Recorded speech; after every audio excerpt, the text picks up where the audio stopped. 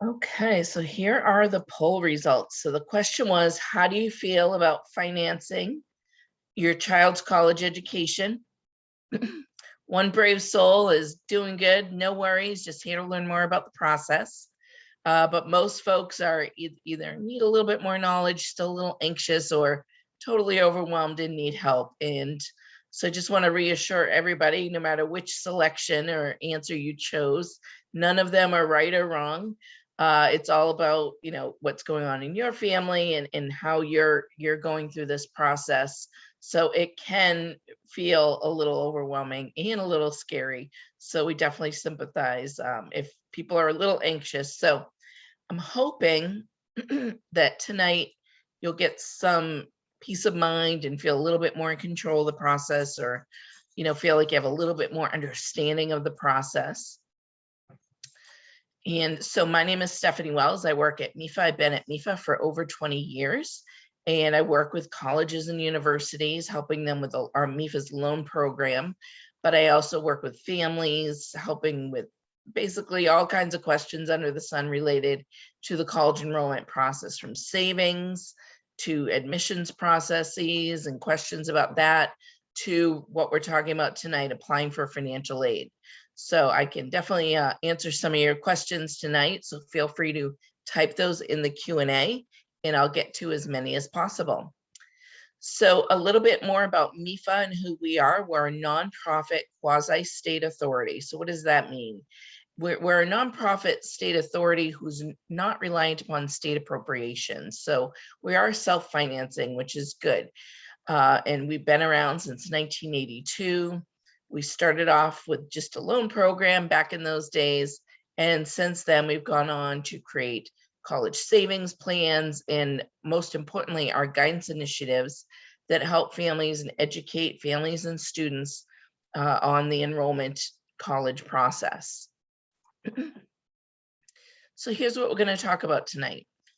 We'll talk about what is financial aid, what the types of financial aid is out there, what are the sources of this money that we're applying for, review the application process, understand how colleges make their financial aid decisions. We will touch upon how families pay for college, so what kind of payment options are out there. I'm not going to get too stuck in the weeds on the payment options because we are going to cover that in the spring when you actually have imminent bills coming down the road and you have actual award letters to look at and you know what the numbers are looking like. Then we will be able to help you create a financing strategy and a plan on how to cover the tuition at whatever school that your student chooses. And then we will discuss, of course, and leave you with free resources, because you really should be able to get through this financial aid process, at least filling out the forms. There's a free FAFSA form. Shouldn't have to pay anybody to fill out these forms. You shouldn't be paying for scholarship searches, things like that. There's lots of free resources out there. And again, we're not going to get too in the weeds on the MEFA loan programs tonight. We have plenty, all that information is on our website, and we will have lots of webinars as we go forward in the process for you. So what is financial aid? Financial aid is money to help students pay for college, obviously, and most people think of financial aid as free money to, in forms of grants or scholarships, and that is the case in a lot of aspects. But there are other types of financial aid that aren't free, such as work study. So federal work study is a program offered by the federal government where students can get a job on campus, and they can use that to pay for some of their unbilled expenses, such as books, supplies, living expenses, things like that. There's also federal student loans, and I emphasize the word student here because there's federal student loans and then there's federal parent loans, which we'll talk about. But when it comes down to the federal student loans that are in the student's name, those are considered financial aid because there's lots of benefits to those loans that you wouldn't get with any other, consumer-based loan. So I am gonna cover that loan in detail because it is in the student's name and it can be, a cornerstone of borrowing for students and families. So where does this money come from? It comes from all sorts of places. So when your college that the student is looking at and applying to, they're gonna get your financial aid applications and come up with an award. And I'll show you an example of one in a minute. And that financial aid award or financial aid offer is going to have the financial aid that you're eligible for from the federal government, the state government, if you live in Massachusetts. We'll be talking mostly about Massachusetts tonight, and colleges and universities. So whatever aid they're able to give to the family. So they put the aid award together on behalf of the federal and Mass state government. It's all going to be on one letter for you. So that'll make things easier. But from the federal government, we see Pell Grants. That's the biggest grant program that's out there. Most of the aid from the federal and state governments are based on financial need, so the family's financial eligibility. Work study is based on that financial need formula. Pell Grants, for example, subsidy on that federal student loan that we're going to talk about, that's based on financial need. There's tax incentives, many of which may have income limits that you can't go above to be able to take advantage of those. So it is primarily need-based aid, as well as from the state of Massachusetts in the form of the Mass Grant, for example. But there are merit-based scholarships and grants as well from the state. Most of the aid that's given out, including from the colleges, is based on the family's financial need. But the colleges themselves do give out, a lot of funds to families to help them, pay that college bill. And a lot of it is in the form of free money. Most of the money coming from the colleges and universities are going to be in the form of grants or scholarships. And then there's also going to be different scholarships that you can look at. So here's a couple websites here, MEFA Pathway and FastWeb, where you can go online, the student can go online and apply. They're basically a search engine, so you put in basic information about the student, and these websites will provide you with scholarships that the student might be eligible to apply for. We do recommend that you work with the school counselor in your local community at the high school the student's attending to see what's available for local scholarships. It's often going to be easier to get a local scholarship because there's less students applying versus the national scholarships that you would find online, as well as scholarship applications that require essays. You can definitely encourage the student to apply for those, because to come senior year, students don't want to be creating another essay and writing another essay, so they might be shying away from those type of scholarship applications that require essays. So definitely take a look at that. It's a great way to help, earn a little free money for especially the students freshman year, to help get them get all the things they need for their dorm year one. So let's talk about the federal direct student loan. The student is the sole borrower on this loan, which is nice. They don't have to get a cosigner for this type of loan. There's no credit check involved, and it can be partly subsidized depending on your family's financial need. So one portion could be subsidized, meaning it's interest-free while the student's in school, and then the rest of the loan, or the entire loan for some students, is unsubsidized, meaning interest will accrue on that while the student's in school. So there's no payments on principal and interest due while the student's in school. Even if they go to grad school, they can continue to defer those payments. There are annual loan limits, which you can see in the blue box to the right. So there are maximums on what the student can take out each year. If we look at the freshman loan amount of $5,500 as an example, up to $3,500 of that loan could be subsidized. And then the rest, or up to the full $5,500, would be unsubsidized, meaning interest will accrue. So there's going to be lots of different repayment options for the student to choose from when they go into repayment after they get out of school, to make paying those loans back easier. It starts off as a standard 10-year loan, but you can go right on the federal department's website to look at all the different repayment options that are out there. If a student borrowed the maximum amount of about $27,000 for all 4 years, they'd be looking at a payment at about $300 a month over the 10-year standard repayment term.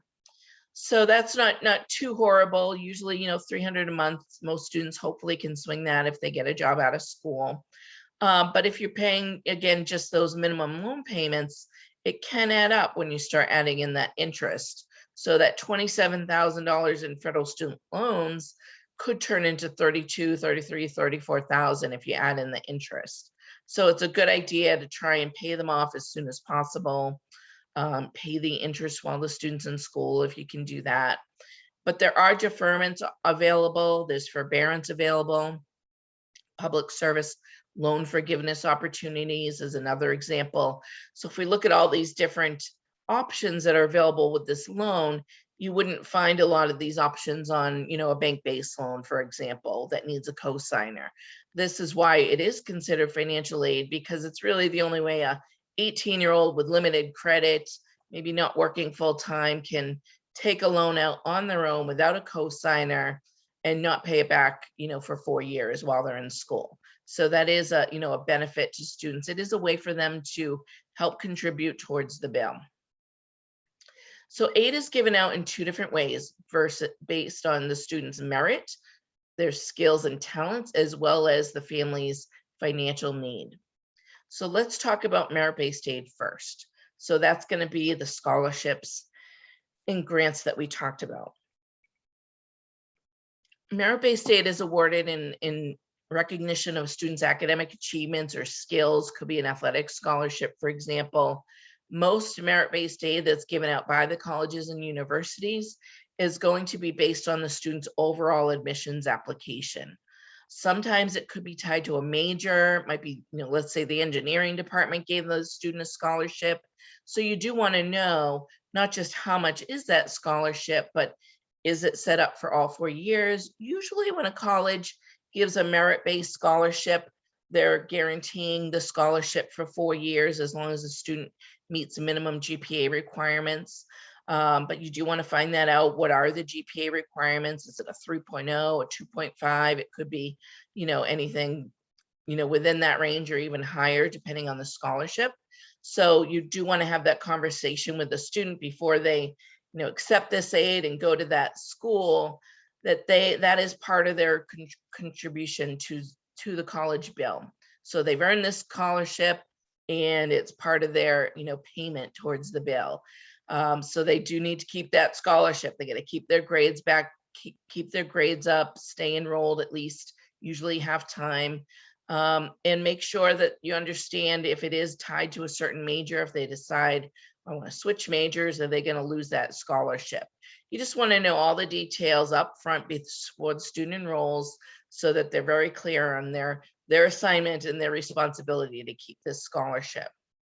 So merit-based aid is, as I mentioned, usually based on the admissions application.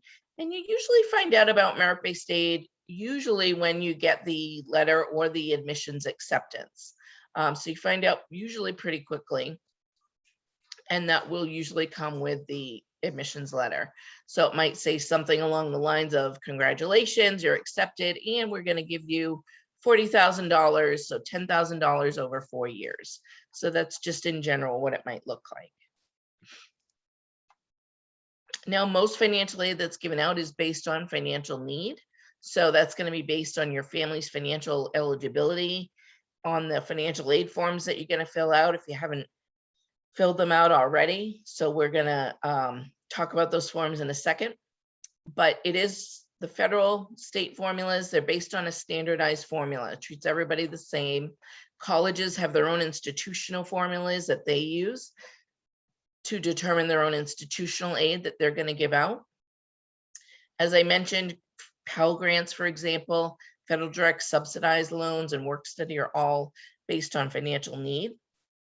And the student does need to be making satisfactory academic progress for need-based aid as well as merit-based aid.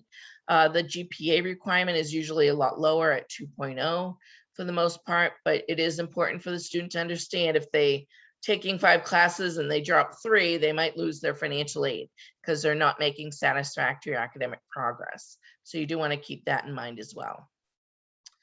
So how do we apply for this financial aid? How do we access the aid that's out there that your family may or may not be eligible for?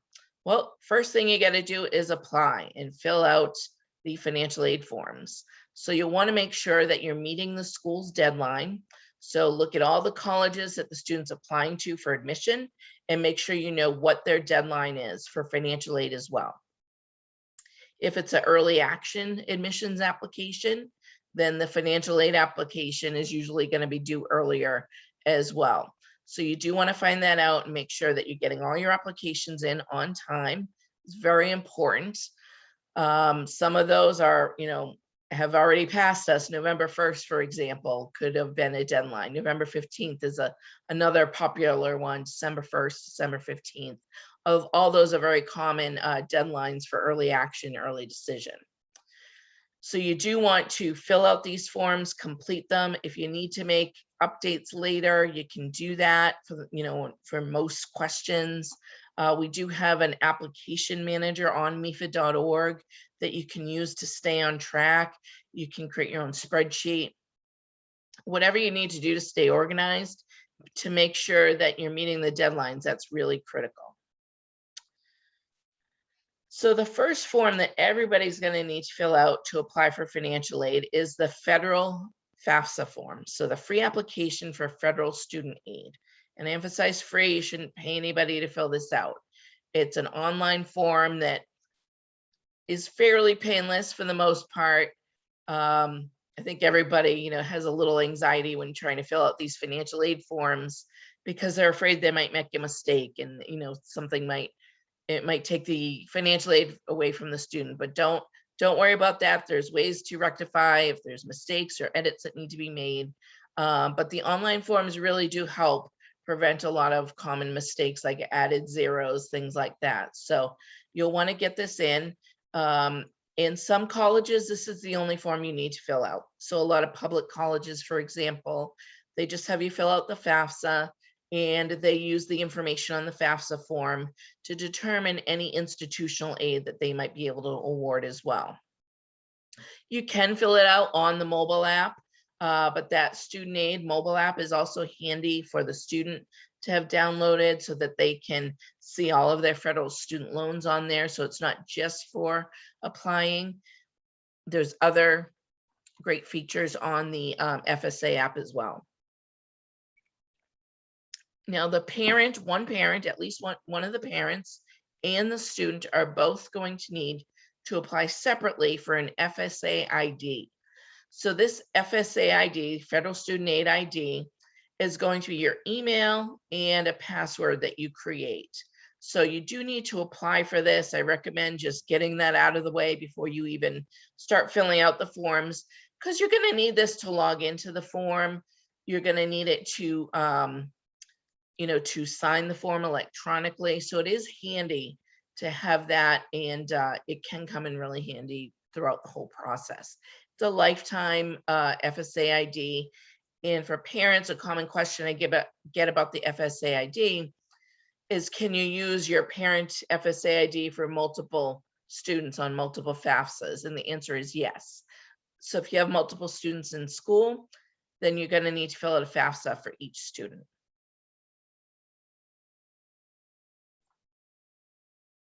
There's also a great tool called the IRS data retrieval tool that can pull in your income tax data from the federal IRS form to populate the FAFSA form. It makes filling out the FAFSA a lot easier. So I definitely recommend, if you're able to use that tool, to do that.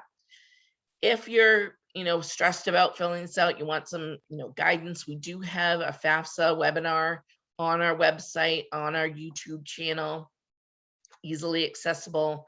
There's a recording that walks you through filling this out. I'm also going to point you to some resources at the end where you can get free help in filling out the FAFSA. But most people are able to fill it out online on their own.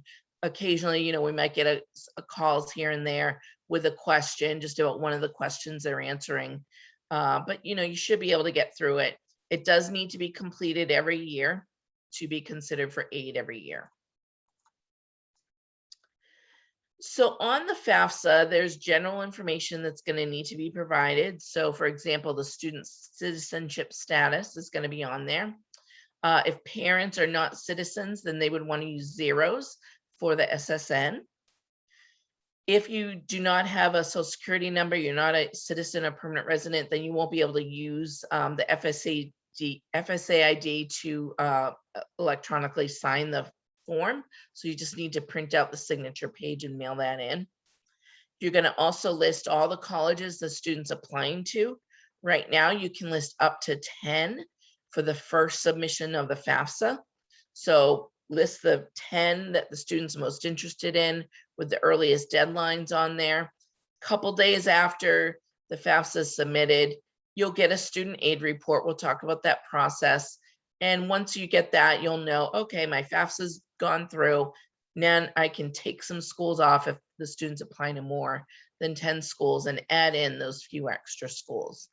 So there is a way to add more than 10 schools, but initially the first submission, you have to have at least one school on there and a maximum of 10. The parents' information is going to be on here as well. So depending on the parent's marital status, it will dictate who's going to be on this form. So if the parents are married, then both parents are going to be on the form, same-sex parents included. If parents live together, whether they're married or not, then they're both going to be on the form, parent 1 and parent 2. If the parents are divorced or separated, and it doesn't have to be legally separated, just separated, then only the custodial parent will fill out this form. So the custodial parent is the parent that the student lives with more than 50% of the time and receives the, if it's 50-50 between parent 1 and parent 2, then who provides more than 50% of the financial support? That would be who is filling out the form. And if that custodial parent has remarried, then it will be the custodial parent and their current spouse. So non-custodial parents, and if they're remarried, their spouse are not on the FAFSA form. Their information is not included. Now, legal guardians are not considered parents for the FAFSA form. So we get this question a lot. Grandma, aunt, or uncle might be a legal guardian of the student. The student is going to be the only one who fills out this form. They do not have to put their legal guardian's information on the form. The number in the household is also going to be in here. The number of dependents, the number of children in college is going to be in here as well. And of course, your financial information. That's one of the biggest pieces of this, right? So if you can use that IRS data retrieval tool, you want to do that. Both the parent and student income is going to be included on here. So for high school seniors right now who are going to college next year in 22-23, it's going to be your 2020 income that's going to be reported. So they go back 2 years, both taxed and untaxed income. It's going to ask you all those questions. It's also going to ask information about the student assets. So checking, savings, parent assets, things like that. 529 plans, if parent, mom or dad have a 529 plan, you would record that as a parent asset. Even though the student is the beneficiary, it's still an asset of the parent because they are the owner. You're not including primary home equity, value of retirement or life insurance. You're not including assets of a small family business. So if you have a family business of 100 employees or less, you're obviously going to report your income, but not the assets of that family business. And debt is also not reported on this form. So that's the FAFSA form. Everybody's going to have to fill that out. And then if you're applying to a lot of private colleges, might also have you fill out the CSS Profile form. So you can find out the list of schools that require this on cssprofile.org. But I also recommend, like we talked about earlier, go to each college's website, find out what forms they require and what the deadlines are. Their website will tell you whether you need to fill out this form, but you can also find the list of schools on this form. With a lot of schools, they only have families fill out the profile the first year, and then it's just the FAFSA every year after that. It depends on the school. There is a cost to this. However, families who earn under $100,000, they may have these fees waived. But it is $25 for to have information sent to one school, and $16 for each additional school that you're having it sent to. Unlike the FAFSA, non-custodial parent information is going to be required by the profile. So there's a separate non-custodial parent profile form. So the custodial parent will fill out the primary profile form, and then an email is sent to the non-custodial parent. They log in all separate, secure. Nobody sees the other parent's data, and they fill out their own information, because these colleges are going to use the profile information, which is asking a lot more questions, to determine their own institutional aid, or they may have a short form of their own that they have you fill out. So after you apply, the colleges are going to get all this data electronically. The feds will get it. The state government will get all of that information electronically. For the FAFSA form, you'll receive a student aid report, or a SAR, either by mail or email. Usually by email, if the student provides their email. And that's your indication a couple days after you submit the FAFSA. Once you get your student aid report, that's your cue that the form has been processed successfully, and then you can go in and add additional schools if the student is applying to more than 10 schools. And even if you only apply, let's say for 3 schools initially, and then 3 months from now, the student decides, I'm going to apply to 2 more, you can just go back into the FAFSA, add a couple new schools, and then resubmit it. You're going to want to contact the school, the college, with any special circumstances that your family might be experiencing, particularly as it relates to job loss, income reduction, anything like that. Particularly in the last, year and a half, there's been a lot of families who have struggled with all sorts of financial issues related to job loss or, loss of income. So colleges want to know about that. They want to know what your circumstances are. A lot of these forms, you're not able on the FAFSA form to write a note. You can write a note on the profile to make it a little bit easier, but get in touch with the school, provide them any documentation they need so that they can take that into consideration, your special circumstance, when coming up with your financial aid award. Because colleges, the financial aid offices, do want to make sure that you're accessing as much financial aid as you're eligible for. So if there are special circumstances, let them know. The financial aid office may also request verification of certain line items. They might request documents. I'll go through that on the next slide. And then once the verification documents are in, you're not necessarily going to get verified at every school. They review everything, come up with a financial aid offer. So each college the student applies to is going to go through this process. Now, verification is a process where colleges are going to verify data on your financial aid applications, either for their own records or on behalf of the federal government. So some students may be selected by the Department of Education, and then the college will reach out to them and get whatever information the federal department needs to verify certain data points. You do have to comply with all these requests, get the college what they need, business statements, whatever they're asking for. If you have any questions about it, give them a call, because your financial aid offer is not final until you've gone through the step. Now, verification is not required. Not every college is going to require it through all their families. Not every family is going to be selected by the department for verification. It really is, just depends. And not even every college that the student applies to is going to request verification. So just be on the lookout for any correspondence from the colleges so nothing gets overlooked. Make sure the student's logging into their college web portal for any communications, particularly as it relates to this financial aid process. You don't want to overlook anything.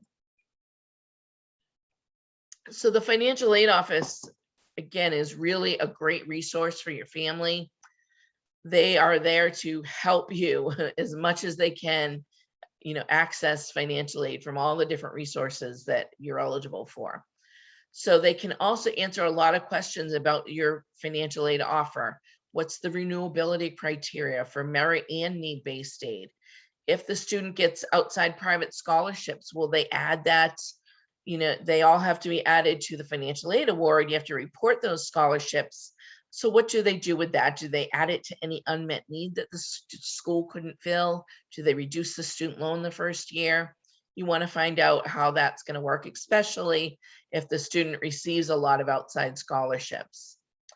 24, 25, we're not going to dig into that too deep right now, but there's going to be lots of changes coming to the FAFSA form to make it much simpler and to provide more access to more financial aid for more people that really need it. So there's going to be changes coming down. If you have questions about that, you can talk to the financial aid office. Any changes in your circumstances that I mentioned, if you want to have them, you're second guessing the award you got, not necessarily because of any special circumstance, but you want to understand it, they can help you with that. If you need to appeal it, they can help you. I recommend, emailing is a great way to get in touch, that we have everything on record. A lot of colleges, obviously, the past year and a half, a lot of people weren't on campuses because of COVID. So they were doing Zoom calls with families, and that's going to continue, which is really nice to be able to set up a Zoom appointment with someone in financial aid if the schools across the country. You can't really meet. Prior to the last year and a half, schools weren't really using, most of us weren't using Zoom the way we are now. So it's made a lot of that communication a little bit easier to set up appointments, things like that. Or you can give them a call. So I'm going to check the questions real quick, see if there's any burning questions here. What is the current rate? So the MEFA loan, they start at 3.75%. And private loan rates, the subsidy on that federal student loan will not accrue interest while the student's in school. I have a question about H1, H4 visa. I can't answer that one. I'll have to get back to you on that one.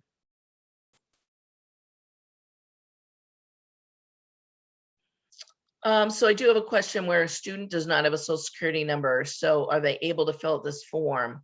You'd want to check with the college. Some students, if they're not a US citizen or permanent resident, they wouldn't be able to apply for federal aid. But we can definitely help you with, a little bit more detail. Give us a call on Friday or talk to the college. But usually if you don't have a social security number, you can put all zeros. That's what colleges want you to do. You just might not be able to use that FSA ID and that IRS data retrieval tool. And then questions about keeping assets low for the financial aid process, whether that will help you get more financial aid. And, I'm going to go through a couple slides in a second that really show that the financial aid formula is very much income driven. So a lot of questions we get are about the assets and my savings. Should I reduce it? Should I put money somewhere else? Should I put it in the student's name? And the answer to that is it in a lot of cases isn't going to make much of a difference. Schools aren't looking at retirement, so you don't have to worry about that if you have money set away for retirement. But it's mostly dependent on your income. So a lot of questions we get are about assets, how to move assets around, where it really isn't going to make much of an impact because it's going to be based on your income. Okay, so keep the questions coming, and I'll stop in a little bit to answer some more. So how do colleges come up with this financial aid offers that you're going to be receiving? First, they're going to look at the cost of attendance. So that's for 1 year of school, and that's going to include billed and unbilled expenses. So if the student is going to be living on campus, billed expenses would be tuition and fees and room and board. So their dorm and meal plan. But colleges are also basing the financial aid offer not just on that cost, but the full cost of attendance, which includes the unbilled expenses like books and supplies, transportation, miscellaneous expenses, things like that. So they're going to take that full cost of attendance, Then look at your expected family contribution. So whatever that calculation came out to when you filled out the FAFSA and profile forms, it will calculate an EFC, an expected family contribution for you. And they'll take that. The EFC is basically a number, unless it's zero, it's probably going to be more than what you're, happy to absorb. But it's for 1 year of school. So the federal formula is standardized, treats everybody the same. The colleges have their own institutional formulas that they may use to determine their own institutional aid. But the premise is that it is the family's responsibility to pay the bill. But the colleges want to help you access as much resources as possible to make that a little bit easier and a little bit more affordable. So this EFC, or family contribution, you may have seen that on a student aid report if you've already filled out the FAFSA. That's not necessarily what you're going to pay. It's usually a minimum of what you're going to pay. And I have some examples to illustrate that in a minute. Right now, the way the formula is calculated, it takes into consideration, it divides the EFC over how many children or students are in college at the same time. There is an EFC calculator on MEFA.org that you can check out, particularly if there's folks on the line that have very young students, maybe freshmen, sophomores, juniors. You want to get a sense before you apply for financial aid what your family contribution might be, and you can do that as well on MEFA.org. So the college is going to take that cost of attendance, they'll deduct your family contribution, and whatever's left over, that's what you're eligible for in financial aid, and the college will try to fill in that award from all the different sources. So here's an example. This green barrel is the cost of attendance for a college that costs $45,000. So the first thing the college is going to put on there when they're trying to come up with an award is they're going to expect you to pay your family contribution. That's the minimum. Then they'll put in any grants or scholarships that your student is eligible for, both merit and need-based. That will be at the top of the financial aid offer. Then if the student will have, usually most colleges will package or put in an award the full amount of the federal student loan that the student's eligible for. But if your student is a freshman next year and you don't see the full $5,500, some schools just put on the subsidized loan amount, and then you have to ask for the additional unsubsidized amount.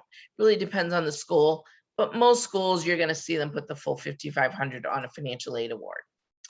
Then we have the work study if your family's eligible for that. In this example, it's $2,000. That's to pay for some of those unbilled expenses. The work study award is usually not coming off the bill. It's paid in a biweekly paycheck, usually to the student, and they use that to pay for their unbilled expenses. So the school got pretty close to filling up that green barrel, but they didn't quite fill it up to the top. They didn't quite meet the family's full financial need. So the family had an EFC of $45,000.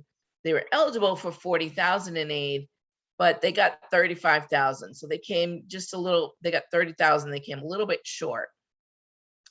$35,000. So any unmet need is also the family's responsibility in addition to the family contribution. So net price calculators are similar to an EFC calculator, but I find them to be a little bit more accurate and tell the bigger picture, the true story.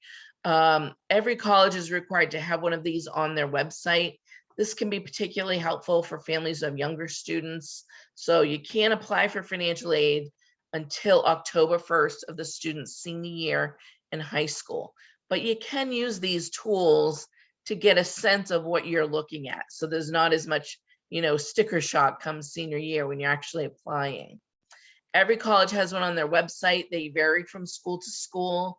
I find that a lot of private colleges that have more institutional endowments to give have a more sophisticated calculator where they ask more questions and they give maybe a little bit more accurate result because they might include their own institutional aid on the result. They might include any merit aid the student might be eligible for. So it can give you a good idea, just a general idea of what you're looking at different schools.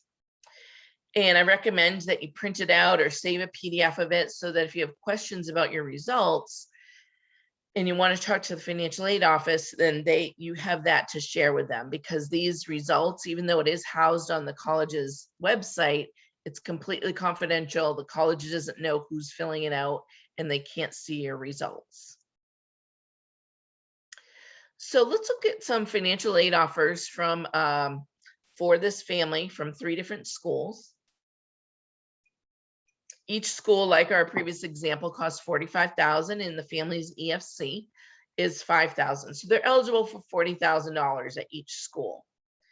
But you can see if we go to the bottom bar, the green bar, the unmet need, much different story. Even though each school costs the same, they're not giving the same amount of financial aid.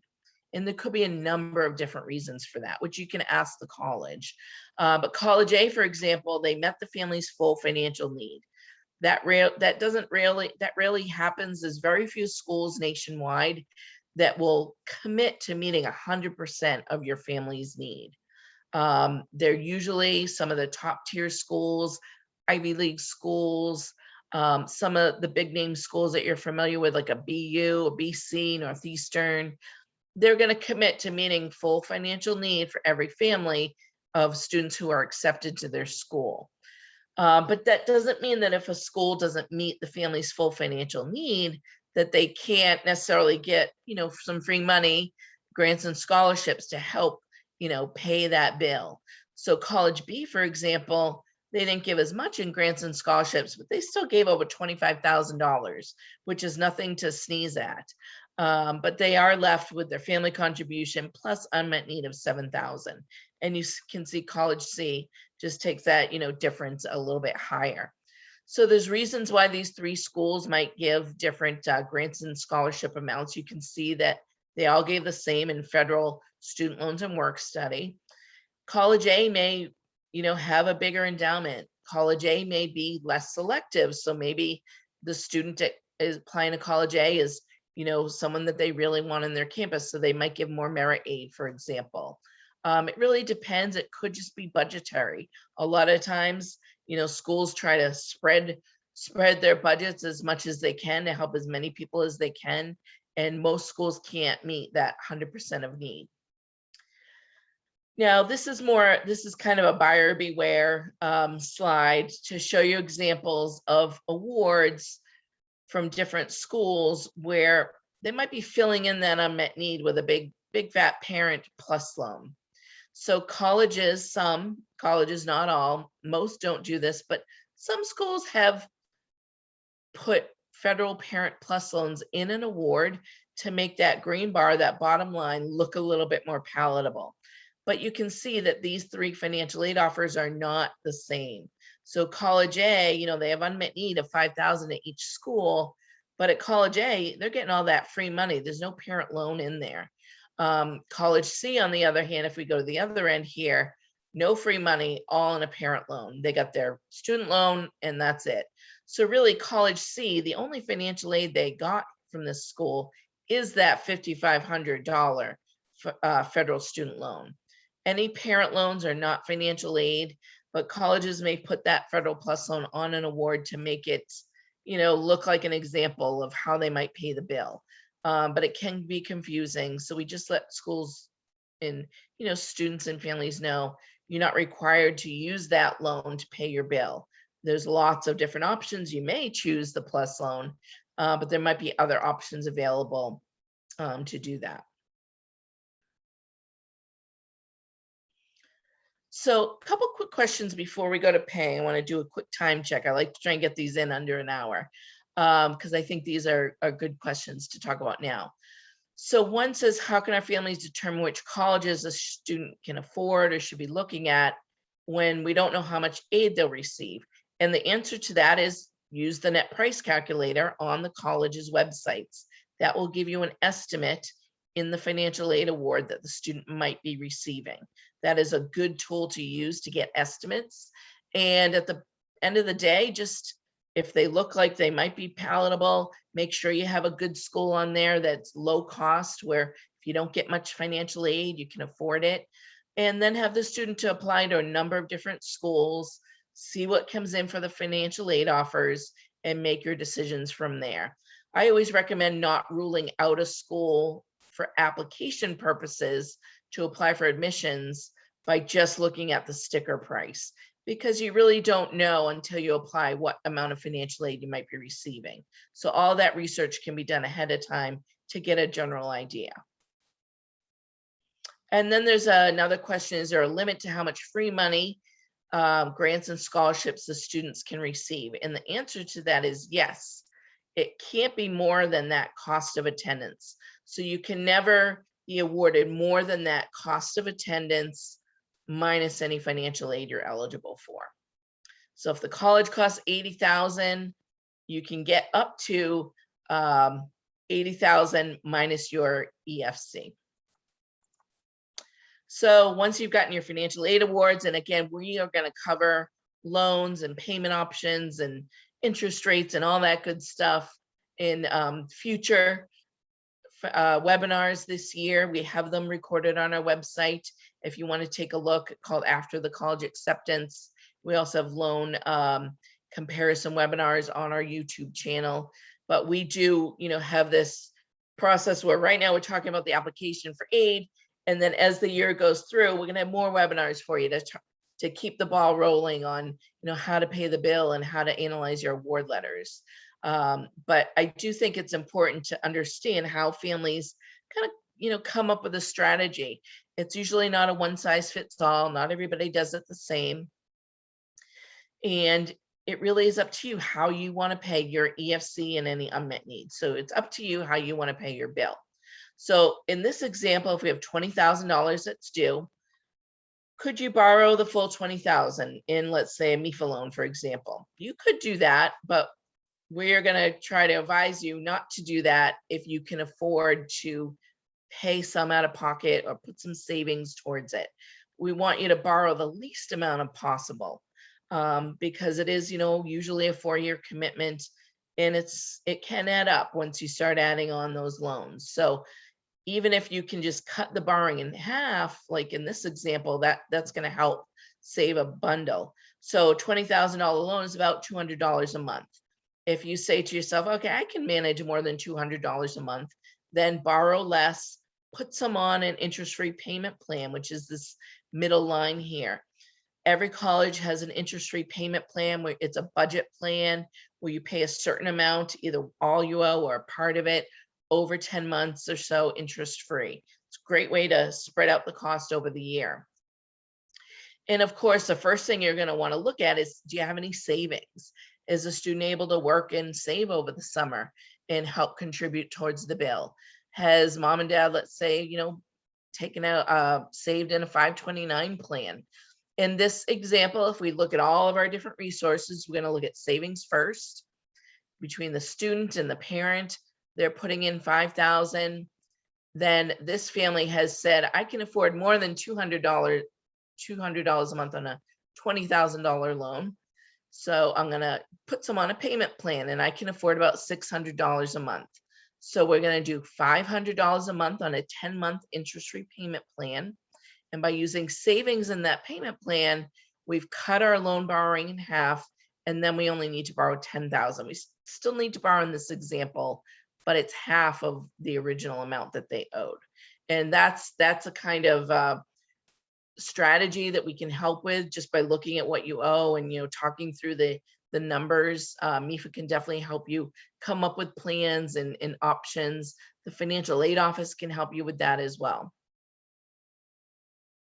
But it is important right now to start having those kitchen table conversations with the student. What is feasible? How much can your family afford? Do you even have savings? Not everybody has been able to save. Most families have not been able to save the full amount. And if your family's in that situation, that's okay. A lot of people are. Don't, beat yourself up over it now that it's time to go to school. A lot of people are saying, oh, I wish I had saved more. And you can still continue to save, but don't feel bad if you haven't saved the full amount you owe. Most people do not save that amount. They have to come up with a plan. So think about community college, especially if the student isn't quite sure what they want to do. maybe they weren't stellar academically in high school, but they do want to go to college. They just, don't really want to put a investment in yet until they kind of know what they want to do. Community college is a great way to save a ton. We have lots of great community colleges all over the state, and get a good education, stack up some good credits that they can then transfer to a four-year school if they decide to go on. It's a great way to get started. And also think in terms of that four-year plan. So you might be able to afford year one, maybe that seems palatable, but can you do it for 4 years?